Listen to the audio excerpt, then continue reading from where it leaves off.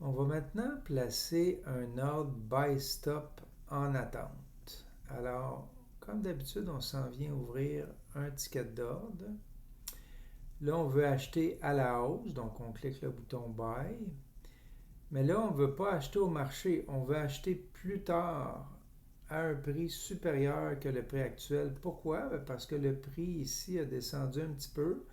On ne veut pas entrer si le prix continue à descendre, on veut juste entrer quand ça recommence à monter. Donc, on va avoir une preuve que le marché recommence à monter avant d'entrer à la hausse. Alors, on va acheter plus haut que le prix actuel, par exemple à 82,25, 82,50. Alors, on s'en vient mettre un stop entry.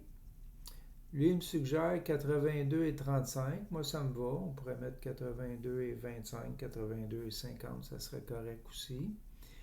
On met le nombre d'unités qu'on veut exécuter. On clique Enter. Alors, il nous dit, en canadien, ça va être 1328 qu'on achèterait. Le Time in Force, c'est GTC, qui veut dire Good Till Cancel, donc bon jusqu'à cancellation de votre part. Donc, il n'y a pas de date limite dans le futur jusqu'à temps que vous annuliez l'ordre. Tant qu'il n'est pas exécuté, il n'y a pas aucun frais là, pour annuler un ordre. Mais donc, il va être en attente là, pour le temps qu'il faut dans le futur. Okay? Vous pourriez mettre un stop loss qui va seulement entrer en effet si ça atteint le prix demandé puis vous êtes exécuté. Donc, on s'en vient ici, Place Buy Stop Entry Order. Donc, on place un ordre qui va être en attente au-dessus du prix actuel. Alors, il nous dit, vous avez été exécuté.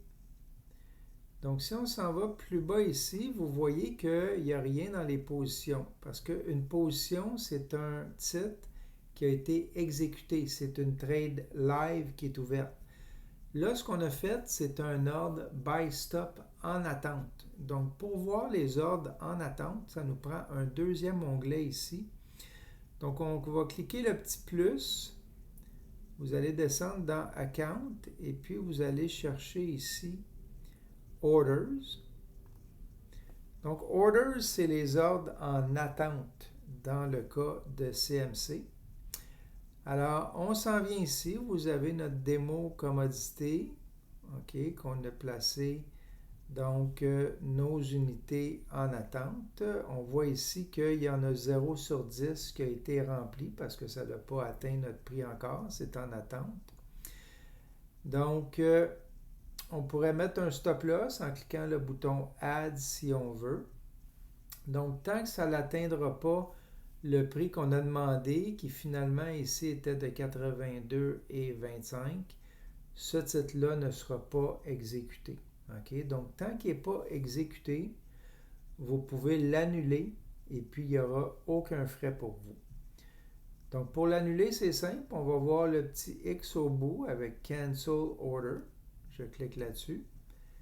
Est-ce que vous êtes sûr de vous vouloir canceller la transaction? La réponse est oui. Donc, Cancel Buy Stop Entry Order. Et comme je vous disais, il n'y a aucun frais pour ça. Puis vous voyez que l'ordre vient de disparaître de vos ordres en attente.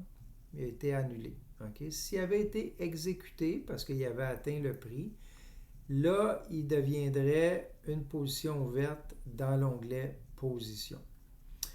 Donc, c'est comme ça qu'on place un buy stop à la hausse dans le marché.